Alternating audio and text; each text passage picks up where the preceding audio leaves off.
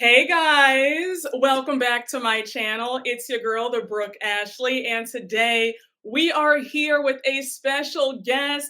Y'all know that I am living for this season of Summer House Martha's Vineyard Season 2, giving what the other girls were supposed to have gave. I have one of my favorites on the cast, Preston Mitchum. Yes, Welcome. thank you. I am so excited to be here. I've actually long admired you, and so just really grateful to be here too. Oh, thank you, Preston. That means a lot. When I tell Of you, course. when you first came on the show, I was like, oh, Preston is one of my faves off Yeah. rip. It was that first episode, you drew me in. I like how you're definitely the voice of reason in the house, and we need that, Mhm. Yeah. especially with a lot Yeah. of fiery personalities. So I want, yeah, and that's putting it mildly. Yeah. Yes. But I want to start it off because I watched Jasmine's interview with Carlos King 2 weeks ago, Mhm. and she was talking about how she was approached for the show. And Right. so I want to know from you, what were your first thoughts when you were approached to join the show? Oh my goodness. You know what's funny? I'm gonna try to shorten this up. I can be long-winded, so I'm gonna try to shorten this up to say when I was approached for the show, it was very exciting, naturally, right? It was so many opportunities that came about to the point where I started creating a list. I was like, all right, this is my pros and my cons list. And of course, I talked to my friends, my now fiance, my family members, and really was like, y'all, I know this can be a good opportunity, but here are all the things that I'm noticing that can be a negative, right? To be honest, at the time, I was already had a great job, I would say, when I was a senior director of government relations. I was consulting for nonprofits and corporations. I was a professor an adjunct professor of law at Georgetown Law Center, right? And I was already on TV. I was commentating on Fox News, had some segments on MSNBC. I'm just like, I don't need reality TV, right? Like, it's just like we know it can be a great platform for a number of reasons. We also know it can be a career killer, and so but honestly, I'll tell you this: what made me ultimately decide to do this after the 30,000 interviews, what I feel like, is that I was thinking about. I love reality TV and I love Bravo, and I was thinking about the number of Black gay men I've ever seen on Bravo, particularly on the main stage. And of course, all the love in the world to some of my faves on Atlanta. So, your Dwights, your Derek J's, your Miss Lawrences, etc. I unfortunately feel that the less you see people, the easier it is to make them caricatures or stereotypes. And Hmm. so while we do have the Derek J's, Miss Lawrences who are authentically themselves in our community, I think it's easy to create them as like one dimensional facades of our entire experience. And, that's not their fault, right? That's just the reality of it being fewer of us on TV. And I think that is what made me decide to do it. You don't really have a hand in production in the way many viewers sometimes think you do. Sometimes you really have no idea how editing will make you be perceived, even though, frankly, if there's a continuous nature of how you're perceived, it's likely because you gave a lot of it. Hmm. but but there's so much of it. I was like, I think I can be a really damn good person on reality TV. I'm more than just intelligent. I'm more than just my accolades. I'm more than just queer. I'm all those things and shady and fashionable and have good eyebrows, right? And and really think I can be good on TV. And I'm surprised, there's a such thing as a sophomore slump. So I'm grateful that 2 seasons in, people still seem to mostly like me.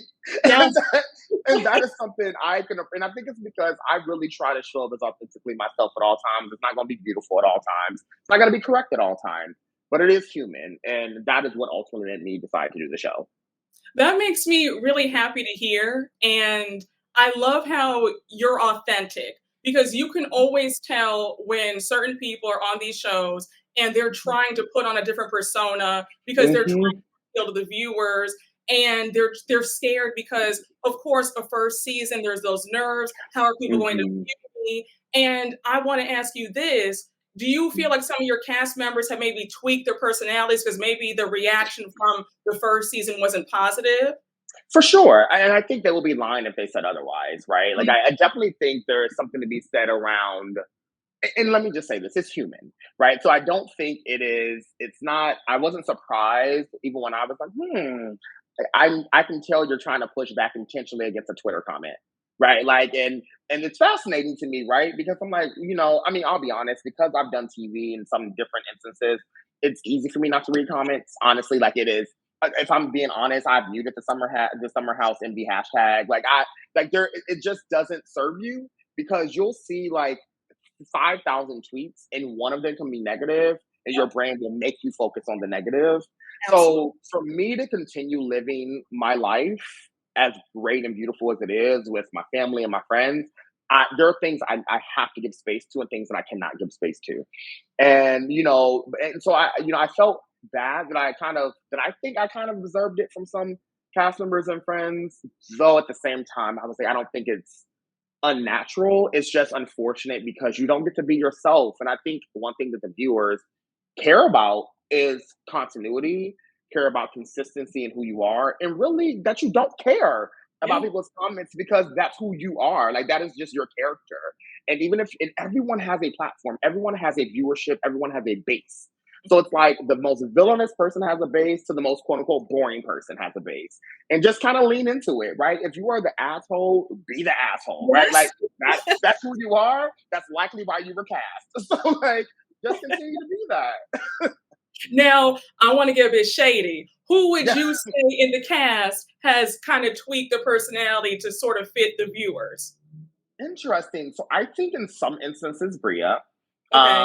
and it may not seem like that because I know, and the way the thing I always joke about is I say, I know sometimes it seems like Bria's copy pasted season one version of herself into season two, but I can sometimes see Bria like trying to not turn up in instances because of what viewers say.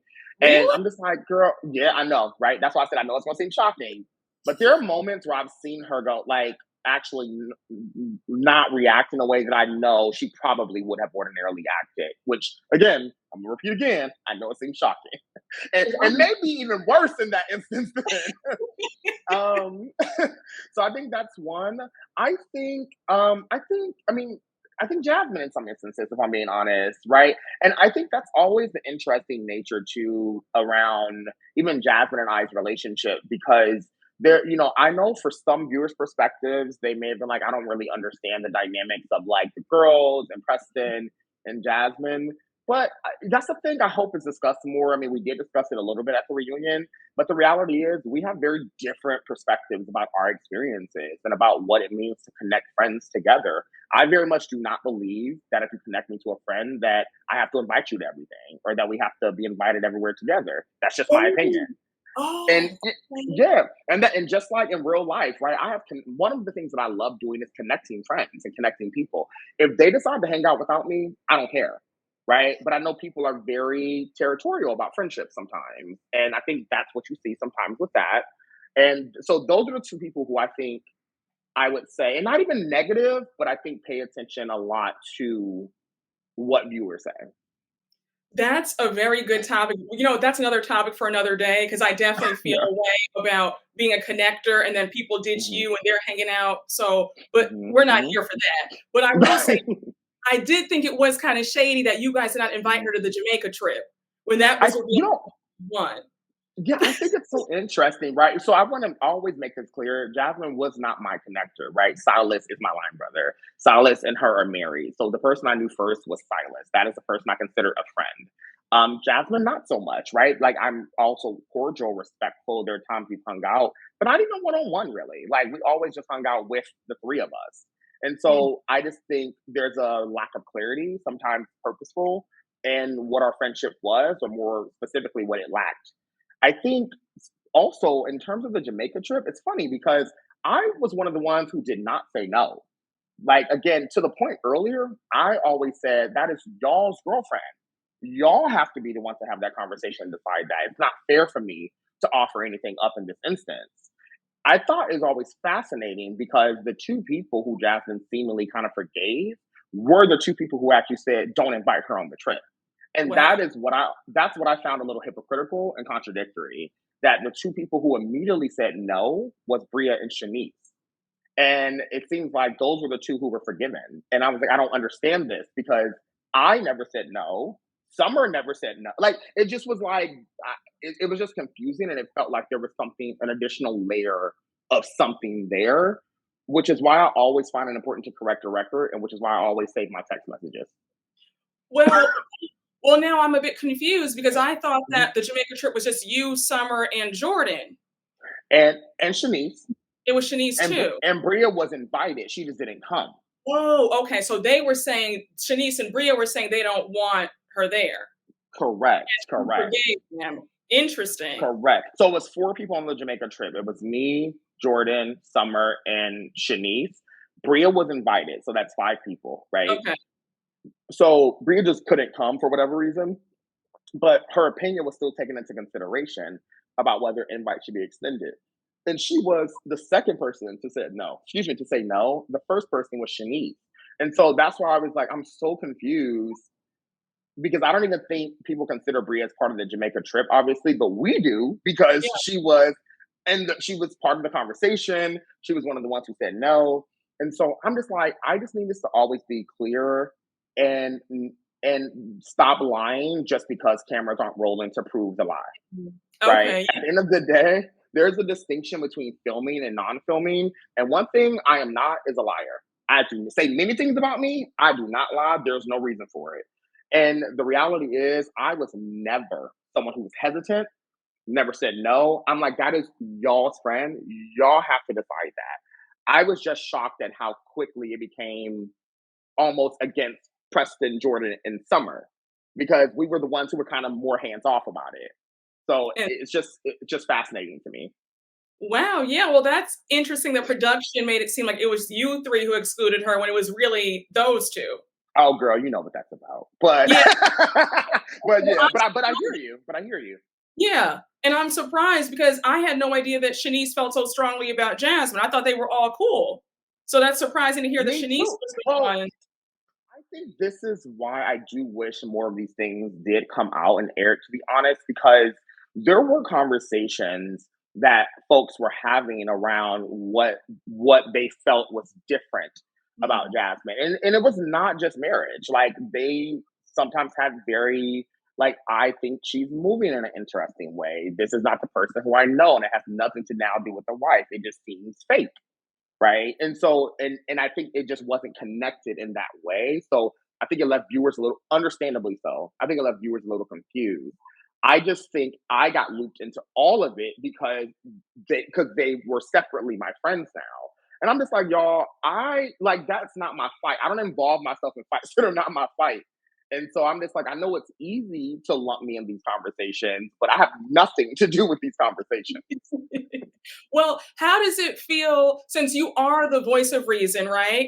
Mhm, Everybody usually comes to you with their gripes and their complaints mhm, and when they're venting. We see it in this last episode when Nick is telling you how pissed he is about Natalie bringing this whole conversation up. Do you ever mhm. feel overwhelmed being the go to Well, person to hear everybody's problems? Does that get to oh, you? all the time, and you know what, all the time, and I don't want it to stop, if that makes sense, right? Like, I think people have seen a comfort in me where they can talk to me about those things, and I don't ever want like, if I feel overwhelmed, I will state that. If I feel burdened, I would state that to them. I think there are times, though, where people don't feel heard and they don't feel listened to, and so it's easy for me to do it. That's just who I've always known myself to be honest. It's so funny I have really long friendships. So I would talk to my friends from middle school still, from high school still, and they'll tell me what I love most about you is that the person I see on TV is the person I've known for 20 years. And Wow. so it's a really beautiful, I think, reflection. I think what is burdensome though is that any little mistake makes your mistake seems heightened, or anything that if it seems like you take someone's side, it feels heightened. And I think it's actually really unfair, frankly. So like there are times where I'm like, y'all, we all need to hold each other accountable at all times. I never signed up to be Mr. Accountability. You named me that. I never signed up to be the nucleus of this group. You consider me that. And so, it's interesting because the things where people were tagging me in, I always love honestly viewers' comments when they do tag me and stuff, even if it's shady, so I'm like, whatever. But the thing that I saw come up consistently is like this relationship with me and Jordan. And this idea specifically that like, oh, I don't see you hold Jordan accountable.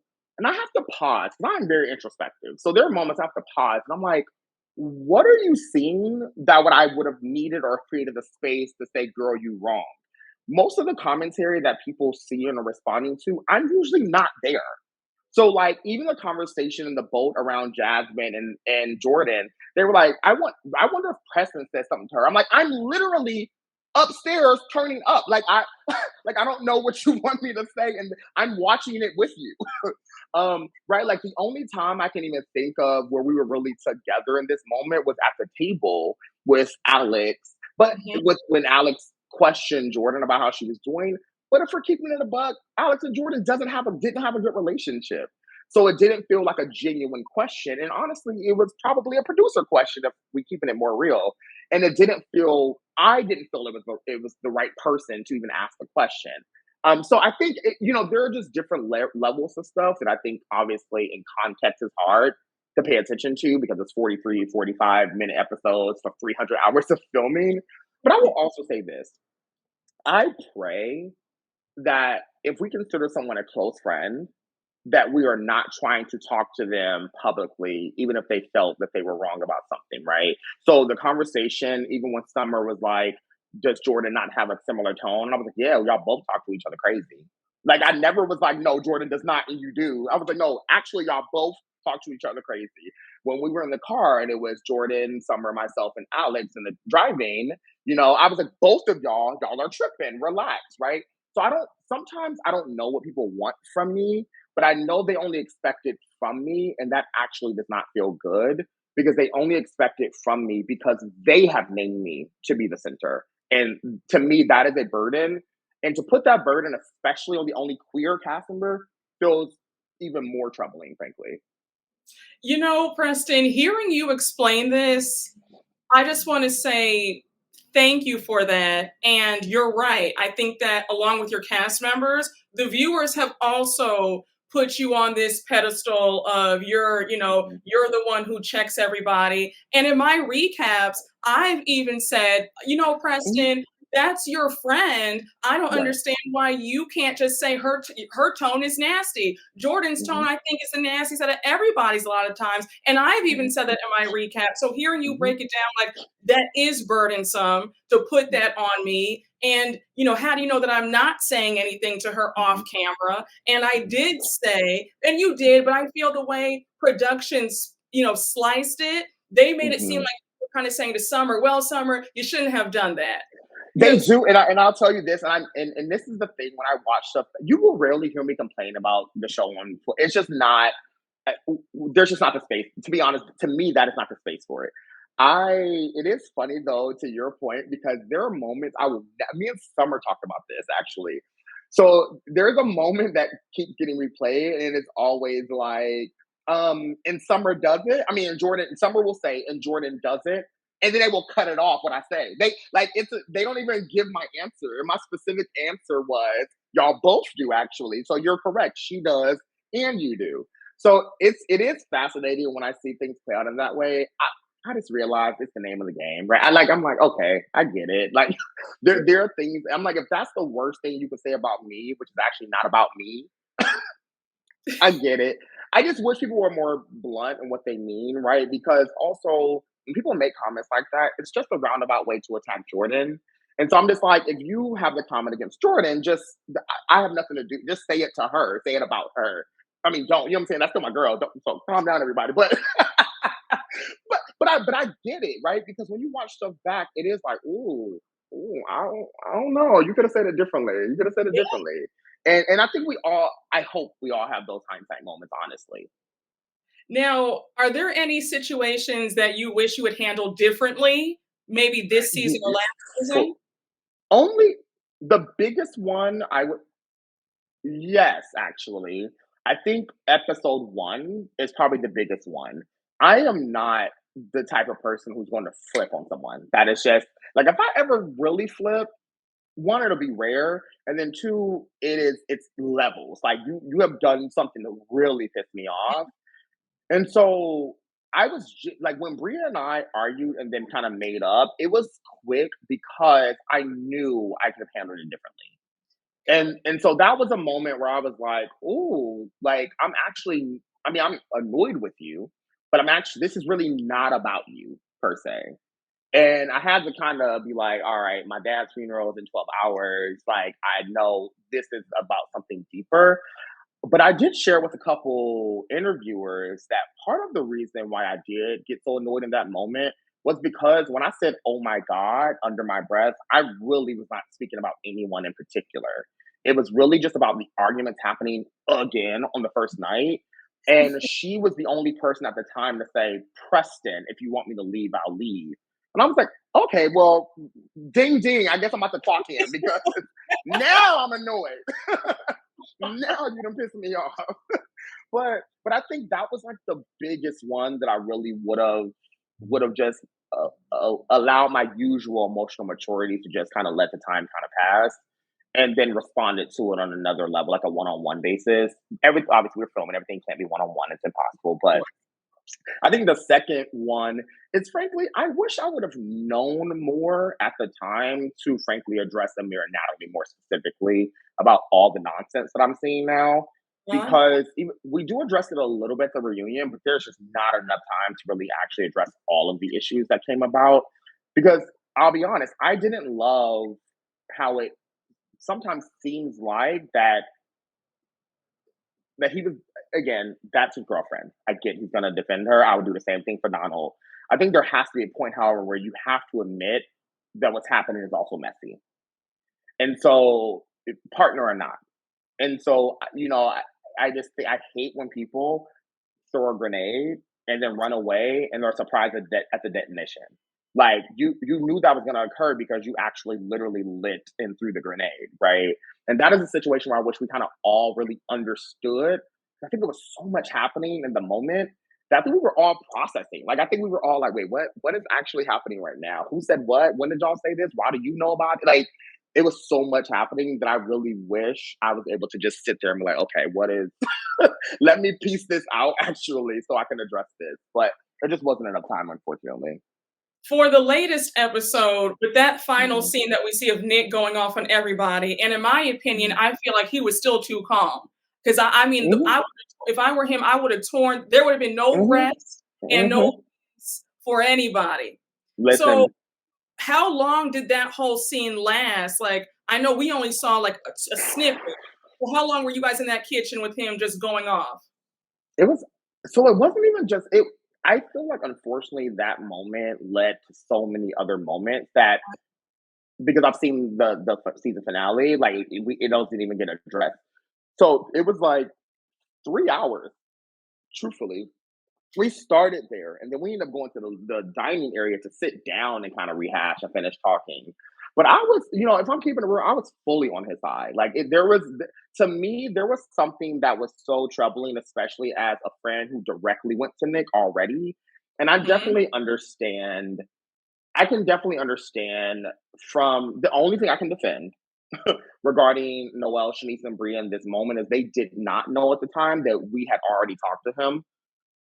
That's the only thing I can defend there because even the way it was discussed was different. Like we were discussing it like, hey, we're going to brunch. This is actually concerning me. Nick is a good friend. And I'm like, okay, I'll talk to him about it. And then I went to him like right after that to talk about it, and he addressed it and deaded it. I think when it came up again, particularly Natalie's conversation around let's go to Tasia, it is when it became immediately messy. Like it's just like if y'all actually care about him, and again, editing. There's a lot that can be shown, and I get that, but I don't think it takes away the fact that if you actually care about him, you need to address it with him. If it's good enough to gossip, it's good enough to take it to that person. And Bingo. so take it to the person if it's that big of a deal. And it's like, but you're just gossiping. And that is something that's something I can't get with. Like it just wasn't done in a way that was really caring about him or even caring about Tasia, if we're being honest. It was just a Yeah. laughing session. And I didn't like it. Now going And back. if I could say, I'm sorry, and just to even add more, it's a damning accusation, particularly when we think about assault, when we think about Yes. touching, and Yes. the height, obviously, of Me Too, people's character and reputation and credibility. There's just a lot there, and that's the thing I wish was actually shown because that was the conversation that I had with Nick and with the group after that. it reminded me and a lot of my subscribers of the parallels of what happened in season 7 of Potomac. Right, right, It right. reminded me a lot of that, and I was like, you know, that was a hard season to watch, so then to see this play Mhm. out, I'm like, people have to really understand the gravity of their words. You can't just say certain things like that, especially Right. on one of the few Black shows that we have on Bravo. That Right, can right, and frankly, one of the few black men who, as a cast member, who was on yes, Bravo, right? Like and it's not a good look. It didn't feel good. I know it didn't feel good for Nick, and this was the only time I've ever seen Nick genuinely upset, and rightfully so. yes, And it felt even worse when it felt like Bria in particular kind of dismissed it and really gaslit it. I like in the moment, I couldn't even. I was so mad for him that I was like, I have to just kind of be quiet. And then, what I'll tease is even the next. Well, this is not even me teasing because it was actually in one of the previews. There's an argument that Bria and Amira get in because Amira yes. has a question regarding how it came up again with Natalie, and then Bria yells, and Amira yells back, and I'm like, both y'all look crazy. Like it was just so much going on that I remember even at the time, Jasmine was like, "What was that?" And I was trying to sum it up, but I'm like, he asked a question, she yelled, yeah, like usual. He yelled back. That's what it was. Like, I don't even want us to intellectualize this. Like, it wasn't like both people are drunk right now, and they're just kind of yelling at each other, and but both look a little crazy. Yeah. like, you know, And I no. want to say, did you guys have fun this season? Because while I love the show, we follow each other on Twitter. hmm You hmm see, I live tweet and I get hmm activated. And No, good. my yeah, I want everybody to watch. I love the hmm show, but I feel like this season, and correct me if I'm wrong, from the viewer hmm standpoint, right? I'm just a hmm viewer. You're a cast member. You're there from hmm where I'm sitting, it feels like this season you guys aren't having that much fun. I'm seeing Yeah. every somebody's crying, there's yelling, there's a meltdown, there's a heart hmm to heart, and we want to see you guys just have fun, go to the Yeah. club, and there have been pockets of that. I'm not Right. going to there haven't been, but I do feel hmm for the most part it's been more tears, more, Yep. Yep. where's did you have fun on these 15 I, days? my biggest gripe, this is such a good question though, because my biggest gripe watching the entire season back is that it doesn't look like we did what we did. And I Mhm. think there's like what's the word? I want to say there's like a misalignment with what the viewers wanted this season and want versus what we got. Like I think people really liked it. They liked it in many instances even more than the first season because you get to know us a little bit better. But I completely agree. Like it doesn't look like we did. And I think what is terrible about that is a lot of us did, like really did. And there's something to me that's a little unfair about watching the OG Summer House and seeing like what feels like more of a 50-50 balance with their fun Yes, and drama. Because ours absolutely. is very 85% drama, 15% fun.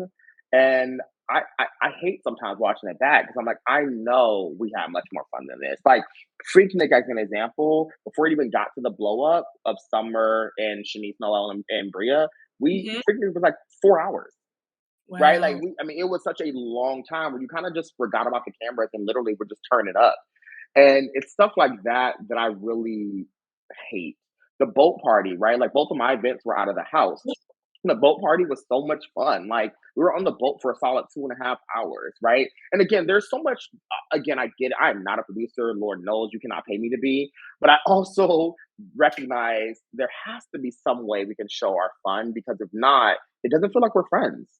And granted, all of our levels of friendship are different, but we are still collectively friends. And even if you don't feel like that's true anymore collectively, you can still look at certain people's pockets of friendships within the larger group. And that is what I wish for us as a cast, honestly. And that's what I really wish for our production company and the network ultimately. I feel like the locations do play a part in why there might be more drama and more tears, I feel, because with the hmm Hamptons, I'm a New Yorker. I go to the Hamptons. hmm He has a house out there. Right. So the Hamptons, you get on the Long Island Expressway, 2.5 hours Right. and go in and out. Whereas on Martha's Vineyard, you have to go by plane or ferry. You're on hmm a, you're stuck. So And for people who don't know, the Vineyard is really small. And yeah, so, and it's not a turn up place, right? no, Like it's it is absolutely the place you go to relax. mhm. So, you're correct. So it does play a lot of roles and it takes a lot to get there. Yeah, So it like does. even from my friends, only like three of my friends were able to come because they were like, one, I can't take off work this soon. Two, like I know, it's gonna take me a few hours, like quite a few hours to get there. I got to now get housing. Like there's a lot to do at the very last minute, and a lot of my friends are DC based. So I think there's like there to your point, yes, there's a layer of like what's not possible to be shown because it's just not there. Mhm. Like it's not there's no there. But I do think there's something more that we can show, and Yes. I don't know what that is per se, but we definitely, I can speak for myself for sure and saying I had a lot of fun. Okay, good, good. I'm Yeah. happy to hear that. Now, I want to do a few quick rapid fire questions about the reunion. Hmm. Give me your top 3 words. How would you describe this reunion? Messy, Okay. uh, shady, so the synonyms but different. And honestly, comedic. Okay. Comedic is what I'll say. Yeah, yeah. Okay. Now, who had the most to answer for at this reunion? Summer. Okay, I'm sure. Yeah, I had a feeling. Yeah, Did the whole yeah. Alex being inside of her, was that addressed? I'm sure it was. Yeah, Okay. yeah. I mean, conversations between Summer and Alex, Summer and Noel. I mean, it was Summer and Jordan. I mean, it was Summer was definitely the denominator in a lot of instances, and I mean, I think she held her own for what it's worth. That's good. It takes a lot to be like, listen, and then you, and I don't care what I sound like, and you too. It takes a lot.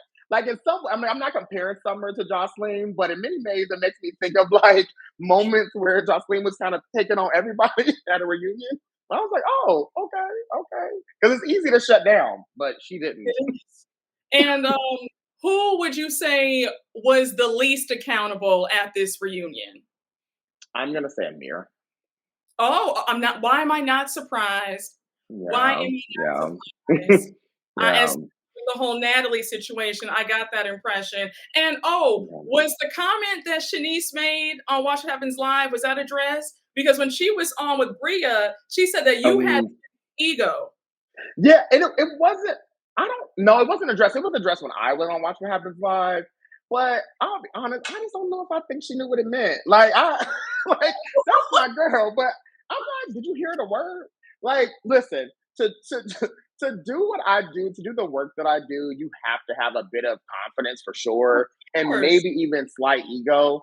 But like, no, like for me, I'm just like, no, I could be wrong about things. Like, what I'm making. If I have the biggest ego, why do y'all come to me with everything? Leave me alone, Very, then. very no, if no, honestly, Preston, out of all your castmates, remember, I met all of you guys Mhm. at the premiere parties. I saw you at Yeah, BravoCon. So, right. you're definitely not, I would not put you with the biggest ego. Mm-mm. It's Listen, a if few. any fans that meet me, they know they always say I'm the like nicest one, the liveliest one. Like Exactly. that is just that honestly is just me. So I was like, oh, that shocks me. Like, okay. So it is what it is. There's no beef with Shanice. That's my girl. But I was like, girl, I don't know if you need to go to Webster because I don't know. I don't know if it's up here right now. Now, I know you might not answer this, but can you give me a little hint, give me a little wink like this?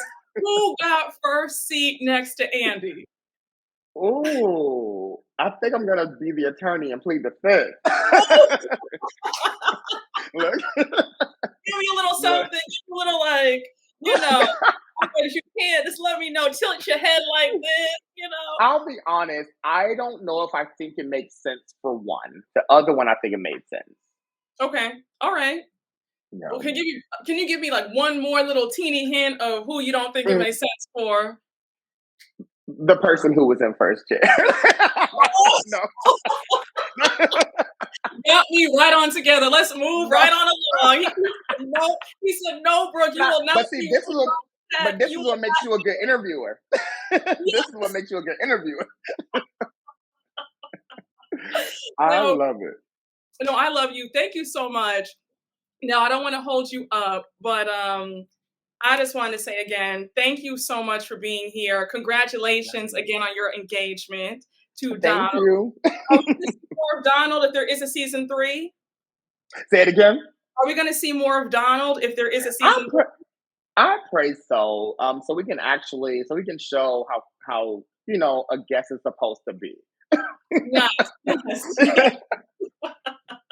So let's Well, listen from your lips to God's ears. I really do hope so. So fingers crossed on the season 3. Even we still don't have the word just yet, but really excited to even learn more. And honestly, just have this opportunity. Like it didn't have to be me. For some reason, it is me. And I can never lose sight of that. Like it's really important to be in these spaces, even in the hardest of instances and moments. Is where I think I honestly kind of recenter myself and stay the most grounded because every day is not going to be easy, right? This is mhm. what we signed up for, though. So just important to always keep that in mind. So thank you for even creating the space for me to share. Of course. Thank you for coming. I appreciate you beyond words. And before I Likewise. let you go, can you let us know about any upcoming projects, endeavors that you want to promote here? Mm. Yeah, so I don't know if folks know this. I run my own consulting firm, focusing on advocacy and trainings and facilitation. Do a lot of speaking and traveling. And the things I'm just so excited with my new clients. They're doing a lot of work on community engagement and mobilization and racial justice and gender justice trainings. I also, though, just finally started my book. Oh, So, shit. thank you. I am grateful that a couple of my really close friends are New York Times bestsellers, and they will text me consistently and be like, "Where is your book?" And like, Brooke, you have no idea. I've just lived a life, and I'm Mhm. just grateful to be able to now create a space where I'm able to share that. And the last thing is for folks who don't know, if they go to prestonmitchum.com/shop, I have the Preston Mitchum collection. It's full of quotes and merchandise. Not only my consulting firm, but Summer House Martha's Vineyard. So my now infamous memes you can find on shirts or hats or mugs. And so, really just trying to honestly, I treat every episode like it's the last one. And so really want to make sure that I'm using these opportunities to promote things that really matter to me, including my face. And so, so if viewers really would love that, that's something else I would love to promote. Well, this is awesome. I'm going to be sure to place all the links below in my description box so my subscribers can check out everything. And once again, Preston, this was a pleasure. I had the best time. Likewise. Thank you for spilling the tea. And I mean, you went above and beyond because you spilled some tea that I didn't think you would even spill. So I am Yes. thankful and just beyond grateful. And once again, I thank you for taking the time out to just talk with me for a few minutes. Of course. Beyond appreciative. But guys, that was the interview with Preston Mitchum from Summer House Martha's Vineyard.